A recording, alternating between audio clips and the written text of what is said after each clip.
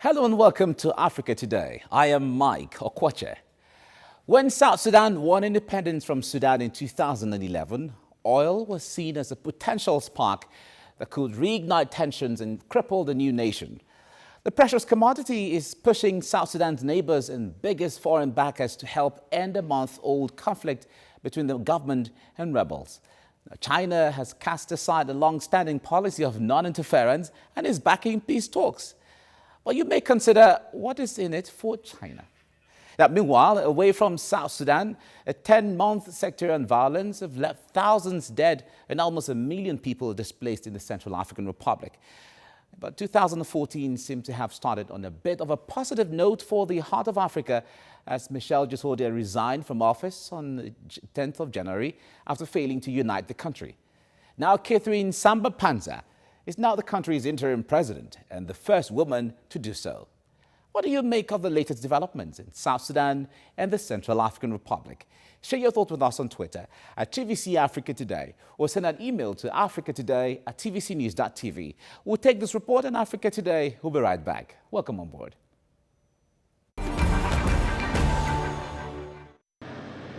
Fighting that began on Sunday in the South Sudanese capital, Juba, has swiftly spread to other parts of the country, fueled by ethnic divisions between the main Nuer and Dinka tribal groups.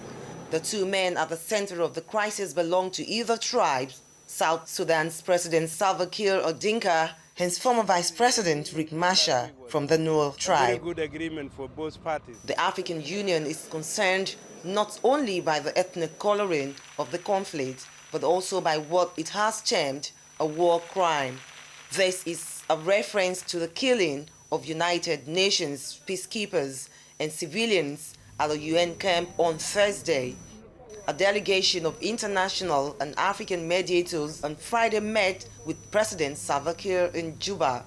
Understand the situation firsthand, and I would like to inform you that we had a very productive meeting with His Excellency President Salva Kiir, and we will continue the consultations, and we will let you know, as soon as we have, some more information. The President has assured the delegation that we in the government of South Sudan, we are committed to peace, we are committed to dialogue, and for that matter, we have given the green light to this team to continue with their efforts in order to bring peace to South Sudan. Less than 24 hours after the meeting, rebels fear hit 2 U.S. military aircraft on an evacuation mission, wounding 4 persons. A UN helicopter was also brought down on Saturday in the same area.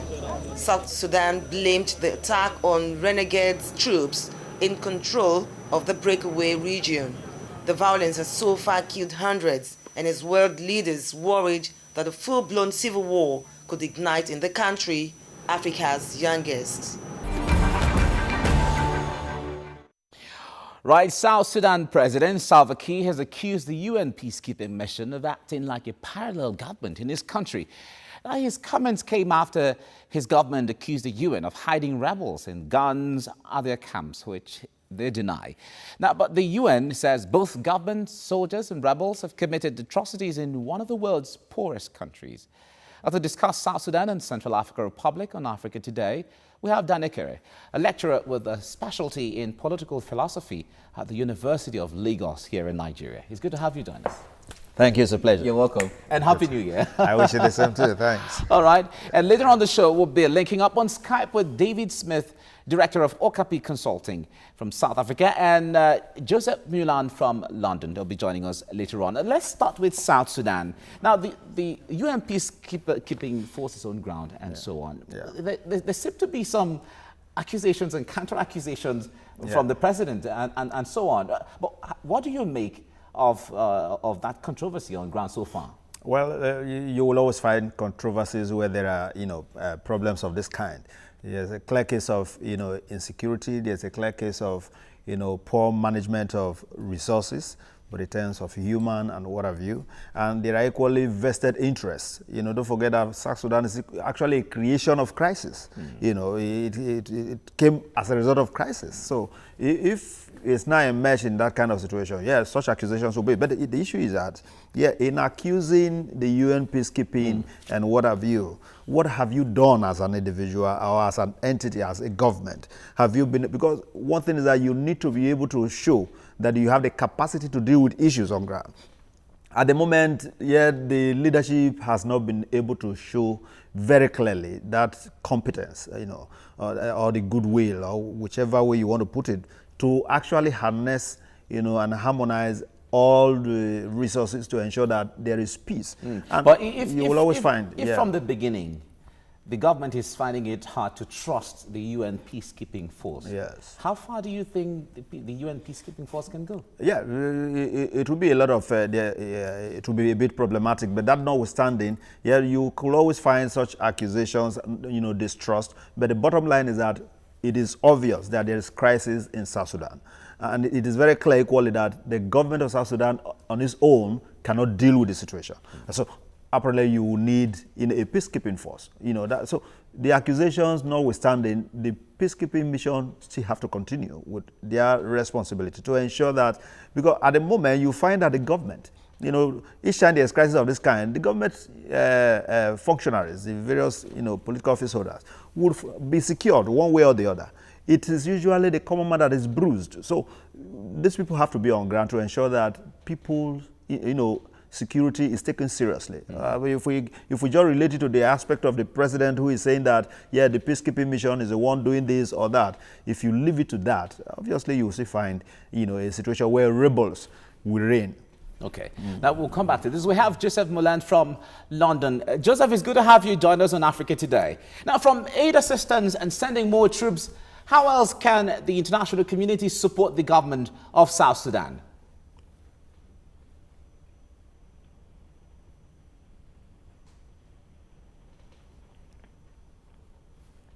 Joseph, can you hear me? Okay, we'll still try to establish links with Joseph there, reaching us from, or we're trying to reach him all the way from London. The issues of aid agencies, because people who are displaced and so on, there's a lot of concern on them.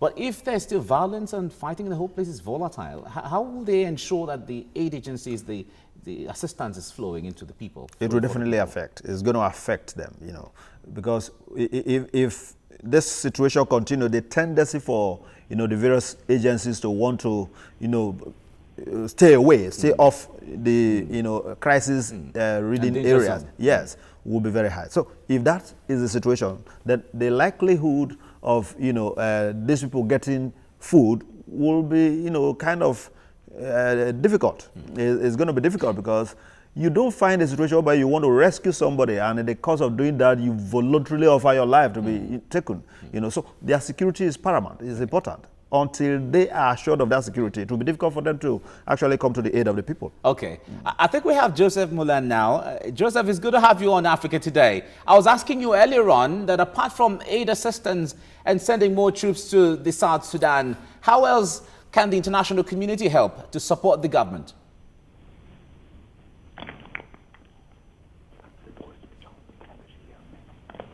Hello, Joseph.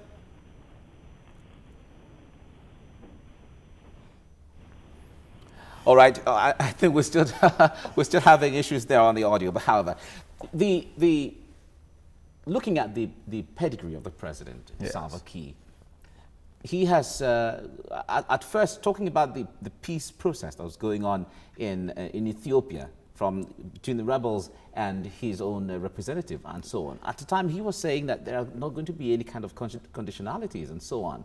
But do you see him now? Has the story changed? Certainly. That is very glaring. You know, that is very glaring. But usually you find such, you know, situations in any crisis-ridden, you know, environment. Yeah, initially you might come up with a position, but as time, you know, as things unfold, you begin to take steps in line with the various reactions as you see them. So it is not out of place to begin to see such changes because from all indications, it is very glaring. that there's going to be a situation whereby there's going to be some kind of, no-go areas and all of that, different proclivities, and you're going to find that as time progresses. That is the more reason why at the moment there's even distrust for those who are supposed to keep the peace, who are supposed to assist in ensuring that situation returns to normal. So if you now have issues with such a body, if you were competent in the first instance, if you had all that you needed to ensure that the environment was okay, this wouldn't have arisen. It is simply a situation whereby whether you say it or not, people could see clearly that you need to be assisted. So that's what it's getting. The international community, so many countries, even China, yes, are willing to help South very, Sudan. very, very willing. But it seems for what they are going to gain. No, but generally you find that in international politics. You don't just, because there's going to be collateral damages, don't forget.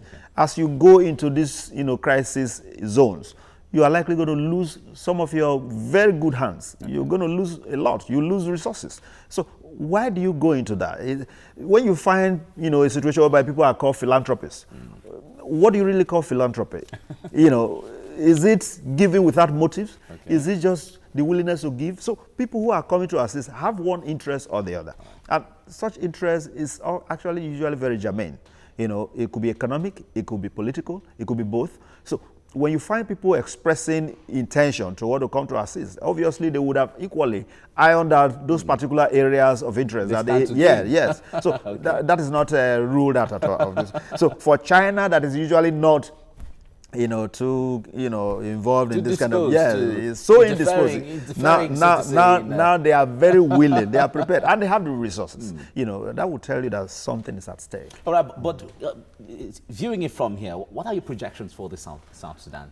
Well, so far it's already an independent state, and I expect that they just have to do all it takes to ensure that normalcy returns so that the state can begin to build. It's a very fragile state, it's very young, and the way it started, starting on such a footing will actually take them some time to settle. And I want to believe that what the president needs to do now is to begin to watch out for mechanisms that can ensure that the peace is restored so that the country can begin to grow, we can begin to develop, can begin to address positive issues on infrastructure and the rest of that, so that the people will have some good story to tell about it. All right.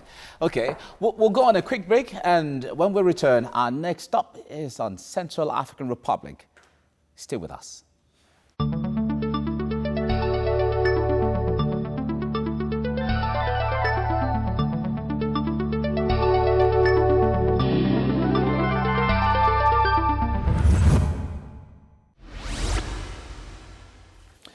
All right, thank you very much for staying with us on Africa Today. Now, Catherine Samba Panza was voted in by a transitional parliament to run the affairs of Central African Republic. Now, the businesswoman and mayor of Bangui succeeds Michel Djotodia, the leader of the Seleka rebels, who seized power in March last year. Now, let's switch to the Central African Republic. Now, the first woman to lead that country, and especially at this strategic time, what do you think is the pedigree of the woman? Samba Panza.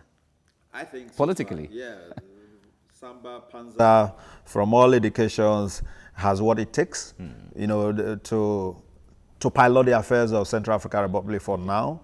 And there is that, trust, there's that show of confidence, there's that show of, capacity to deliver.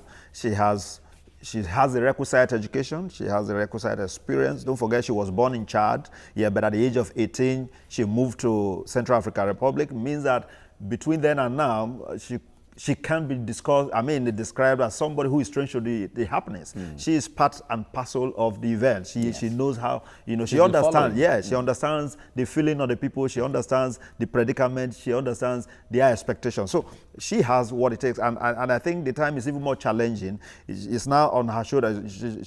She must know that the onus is on her to prove that yes, women can deliver, just as some have shown. Okay. It's equally on her to equally show that she's passionate about the state. The onus is equally on her to show that, yes, the time has come for there to be a change in Central African Republic. Okay. So she can't beat that trust that has been bestowed on her. All right. Now, joining us via Skype from South Africa is David Smith of the Okapi Consulting. David, it's good to have you on Africa Today. Now, let me ask, what do you make? Thank you. What is your assessment of the political developments in this Central African Republic with the new interim president as a woman? Well, I agree with what Professor Akeri said a moment ago, that she's good news for the C.A.R. And it's not very often we have good news stories coming out of that country. They had to pick somebody in a big hurry. The transitional authority was given 2 weeks to do so. They did it in less than that. And I think she was the best candidate they could have come up with on such short notice. And I don't want to say much in the way of negative things at the moment, but the only negative thing I'd say is that she's only allowed to be in power until at the latest mid-February next year, because by mid-February, presidential elections must be held, and members of the transitional national administration are not allowed to stand. That said, I think a lot of people in the Central African Republic are quite tired of having a series, since independence, in fact even prior to independence, of men who have run the country and have run the country into the ground. And basically one male president has been worse than the next. I think there's going to be a lot of leeway given to Catherine Samba-Panza as a woman to try to do things differently. And as Professor Akeri said, she has a good pedigree. Well educated. She's not affiliated with any political party, but she's been close to power because her husband has been a minister in 2 previous administrations, including the administration of ousted President Francois Bozize. Her biggest task, as everybody who watches the C.A.R. knows, is to first of all attempt to bring some kind of stability to the country, to rein in all the armed elements and build from there. All right, taking a look into the next 1 year, she's supposed to run the affairs of the country. What are the major challenges do you think she will face? Well, she has to get the two major sides, those who were members of the Seleka rebel group, who were predominantly Muslim, and those who were members of the group called Anti-Balaka, or who are predominantly Christian, to sit down and talk to each other, because the cleft, the rift between them, is deeper than it's ever been. There have been many crises in the Central African Republic in the past, but they've never been religious crises. This is something new. It's something good that's happened. One of the first things that Catherine Samba-Panza said when she was named interim president, she said she asked members of Anti-Balaka and Seleka to lay down their arms.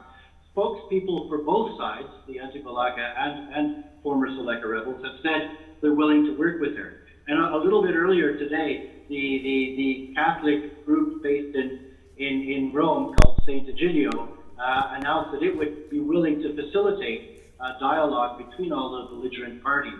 And it remains to be seen whether Catherine Samba-Panza will agree to let them do that. I imagine she will. All right, let me ask you this. If you were in the position to advise Samba-Panza precisely now, what first step do you think is right for her to take? The most important thing is to get both sides to lay down their arms and to start talking. If nothing else, you can't build the country as long as there are hundreds of groups of armed rebels around the country still looting and raping and pillaging and killing, and that's still happening. As recently as this afternoon, a number of people were killed in a town called Boar, northwest of Bangui. She's also got to deal with a massive humanitarian crisis, involving food needs and medical needs. And unless she can help facilitate the movement of aid to areas that need it, a lot more people are going to die, whether people are using guns or not. A few days ago in Europe, at a donors conference, almost $500 million was raised to help in that humanitarian crisis, and that'll certainly be very welcome. The next thing she has to do after that is start building institutions, building up a national army, a gendarmerie, a police force, rebuilding an education system that's completely fallen apart, rebuilding an almost non-existent medical system. The task is enormous. She can't do it by herself. She's going to have to be able to convince all relevant parties to come on board. She also has help from the international community. because we know there's an African Union-led peacekeeping force of just over 4,000 peacekeepers. There's the French force of 1,600 peacekeepers, and by the end of February, there should be a European force of roughly 500 peacekeepers joining them. All right, now with the impact of the crisis on ground, do you think the Central African Republic is ripe for elections in just a year from now? Are they going to be ready? No, but they have to be ready. And it's kind of like a news program. When the news program goes on at 8 o'clock, whether you're ready or not, you've got to do that. And she has a tight timetable. The donor community, the regional community, local states are not going to accept an election held after the 15th of February. The French want the election to be held this year. If we think back to Mali in West Africa, how quickly that election came together in less time than what Catherine Samba-Panza has to prepare her country for elections. It wasn't ideal, but Mali is moving forward. So will they be ready? Probably not, but they don't have a choice. The election has to be held because we have to pass this step of putting in a government, a president, and an administration that has a longer mandate so that it can spend more time doing all the things that she's not going to be able to finish in her 1 year in power. All right, it's certainly good to have you on, David Smith. Thank you for joining Africa Today. All right, now as it is, Samba-Panza has said she's going to appoint people of technocrats. She doesn't care whatever religious affiliation or from whatever segment those persons come from. But with the impact of this crisis now, do you think because she was talking about if a prime minister comes from, if he's a Muslim, I don't care as far as he's a technocrat. But do you think that people are going to trust that? Yeah, the first thing to do, there are several ways of administering an entity. One of it is for you to first show that you are committed and that you are transparent. This issue of non-alliance is very important. And so far, I'm sure that was one of those things that actually influenced and favor her candidature. Don't forget that there were other 7 persons who were actually on that, contest. Including the son of a former president. Yes, and she eventually got it. No, there must be some element of neutrality from her, some level of confidence. And the people have seen that. Yes. So, since she has this already, I want to believe that people could trust that she will be able to make, good and reasonable appointments. So, the first thing she's going to do is to ensure that she brings the very best that the people could as well trust. That yes, of the truth, these are people who can deliver. I equally want to think that there is equally a responsibility on her to ensure that even the other 7, because from all indications, the other 7 are big weights as well. There's a need to harmonize those 7 because they already constitute a body that she can use as well. If they are prepared to work with her, the process, the way to peace will be easier because after that, the next thing is to harmonize, to ensure that the other 2 groups, the Seleka and the Antibanta, what do you call it? Balaka. They are united. There must be that forum for them to come together. Each party should lay down their arms and ensure that they embrace, peace. Once that is done, then you begin to appoint people that will show that you're actually neutral and you want, a government of unity. It should not be one-sided. I don't even think that it will be reasonable for her to begin to look at it from the point of view of this one is in this group, that one is in that group. If she has that, then the people are likely going to trust her. It's all right. Let's check this scenario. Originally, she's not expected to stand for elections next year. Yes. But if she performs in this next 1 year very well, and the people are satisfied and they call for her to stand for president, what would be that scenario? It all depends on the constitutional provisions. If constitutionally she has a right to, then she should. Nothing prevents her from exercising such a right. But if there are provisions to the effect that if you are on this panel or you are on this particular platform, then you are not eligible for election. Because don't forget that there are, particular reasons why people anticipate or have some fears, because you may likely want to use your office to facilitate a process in which you become the favored candidate. We've seen it in Nigeria, issues of third term, and even today, the crisis brewing in Nigeria are all issues of somebody has an interest to want to contest one particular office or the other. So she has a vantage position now. Okay. Now, if that room is given so easily, she could easily manipulate the system. So it depends. If she's able to perform and there are no constitutional restraints, the chances are the people who want to say, okay, why not, carry on with this and we are prepared to vote for you. That confidence is because shown. it's almost like the same thing in Egypt where they're calling on yes, Al-Sisi to run for president. These are the issues. So you find such situation, but well, we cannot say that she should or she should not. Until all right. But from this standpoint, do you think the crisis in the Central African Republic are over? No, they are not over, but they are likely going to be over. Because one is that the various contending forces have now seen reason to want to, align with the present, president to ensure that the peace is restored in the place. So gradually we'll get to a point where the situation will normalize. But that is not to say that all interests will be taken care of. There's hardly any situation in which every interest is totally, taken care of. But then you can manage them. You can harmonize them. You can aggregate them. You begin to look at, okay, which interests are actually very important and at the same time reasonable. There are people who have selfish interests. If the interest is to the effect that, yes, you could bring about this form of, benefit to the society, you can accommodate such interests. So the question of the individual interest, yes, that one is not really going to be much a problem. But I want to believe strongly that even the people themselves somehow would have been having this kind of feeling of, have we not actually done enough? Because a year of crisis is not a small thing. It's okay. All right. Thank you very much for joining us on Africa Today. Thank you. It's always a pleasure. Thank you. Thank you. And we also thank David Smith, who joined us earlier on from South Africa, but we couldn't establish links with Joseph Mulan, who was supposed to join us from London. Now, reports show that in the past 10 days, hundreds of Muslims have been victims of attacks, including unlawful killings, with many being forced to leave their homes. Catherine Samba Panza is now tasked with ending months of sectarian killings and guiding the country towards elections in the coming months. But some believe the latest political developments in South Sudan could change the fate of the country and go a long way in reshaping Africa. That's our show for today. Keep your comments coming on Twitter at TVC Africa Today, or send an email to africatoday@tvcnews.tv. And certainly, you can also visit our YouTube channel at www.youtube.com/TVC Africa Today to watch previous shows. And until we come your way again, I am Mike Okwoche. And remember, this is Africa. Bye for now.